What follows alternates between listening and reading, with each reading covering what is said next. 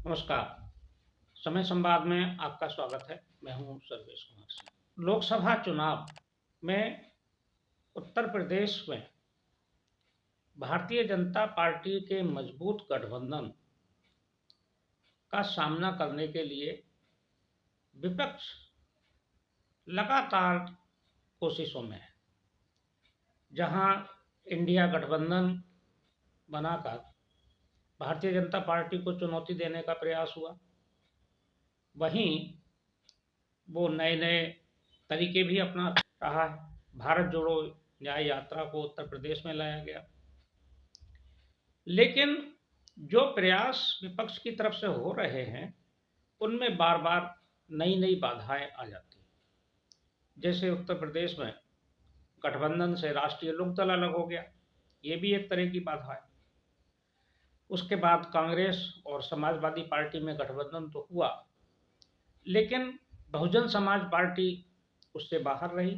हालांकि अभी चर्चा है कि बहुजन समाज पार्टी शामिल हो सकती है, मगर कुछ ऐसे फैक्टर भी हैं जो विपक्ष को बहुत नुकसान पहुंचाने वाले हो सकते हैं।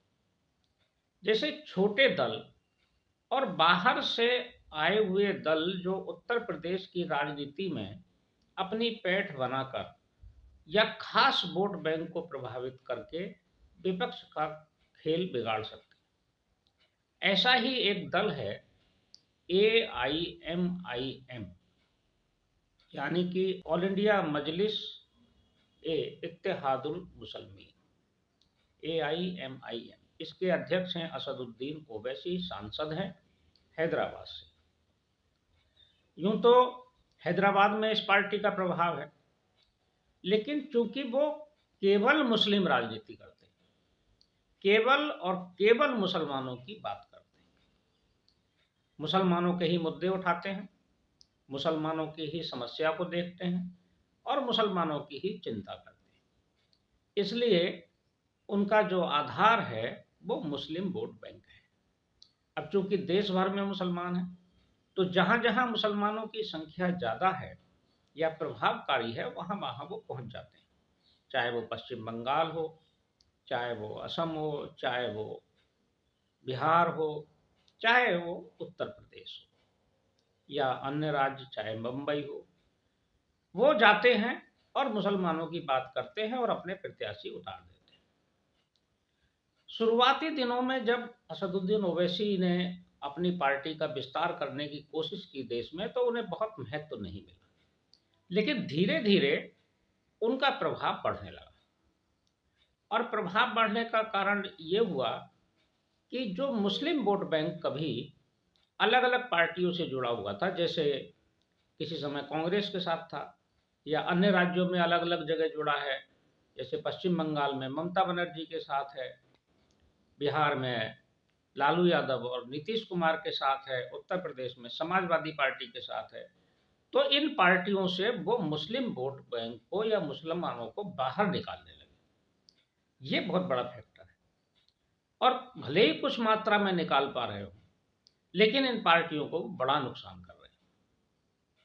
अभी हाल ही में उन्होंने घोषणा की है कि वो उत्तर प्रदेश में एक बार फिर लोकसभा चुनाव में हाथ आजमाएंगे।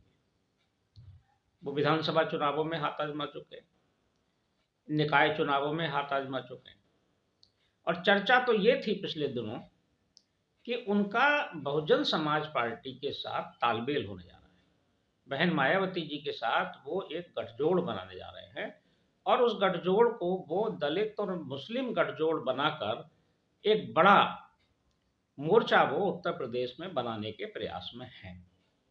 लेकिन उसके कुछ ही दिन बाद नई चर्चा आ गई कि मायावती जी कांग्रेस के साथ तालमेल करने जा रही है या इंडिया गठबंधन में शामिल हो सकती है।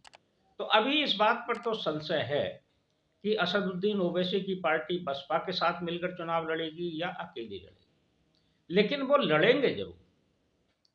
तो असदुद्दीन ओवैसी जब चुनाव लड़ेंगे तो करेंगे क्या उत्तर प्रदेश में, वो किसका खेल बिगाड़ेंगे? जग जाहिर है कि असदुद्दीन ओवैसी जो भी वोट काटेंगे, चाहे वो आधा प्रतिशत ही वोट काटे, चाहे किसी लोकसभा पर वो 5,000 10,000 वोट ही काटे, चाहे 50,000 काटे, वो वोट कटेगा समाजवादी पार्टी या कांग्रेस का, या फिर अगर अलग लड़ेंगे तो बहुजन समाज पार्टी का।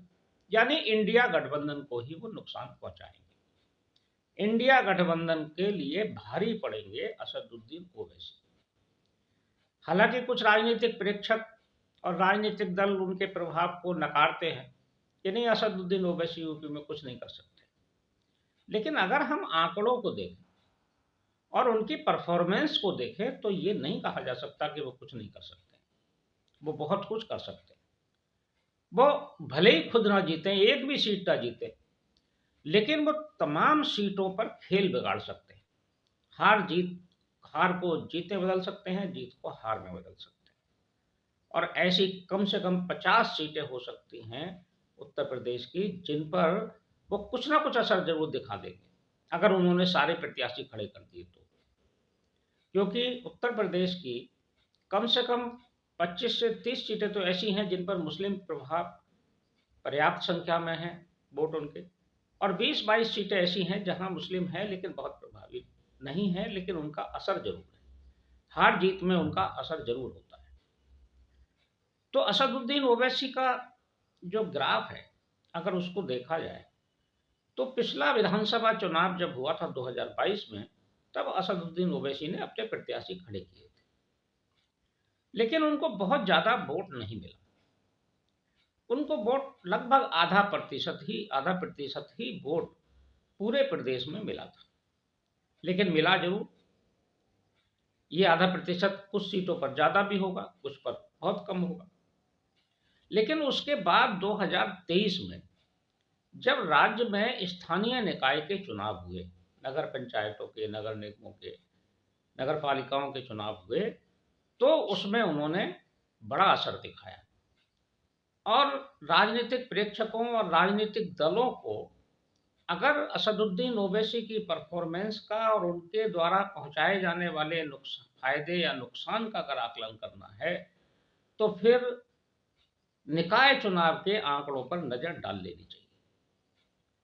जो निकाय चुनाव हुए उसमें सबसे ज्यादा प्रभावी मुस्लिमों के बीच अगर असदुद्दीन ओवैसी रहे तो वो पश्चिम उत्तर प्रदेश में रहे।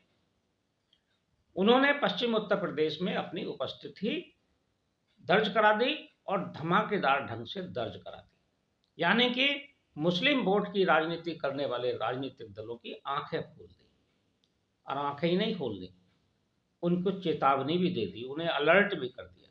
अगर उन्होंने असदुद्दीन ओवैसी के आगमन की आहट सुन ली हो तो ये बेहतर होगा, और अगर आंखें मूंदे रहेंगे तो भारी नुकसान उठाएंगे। असदुद्दीन ओवैसी ने मेरठ नगर निगम में अपना प्रत्याशी उतारा।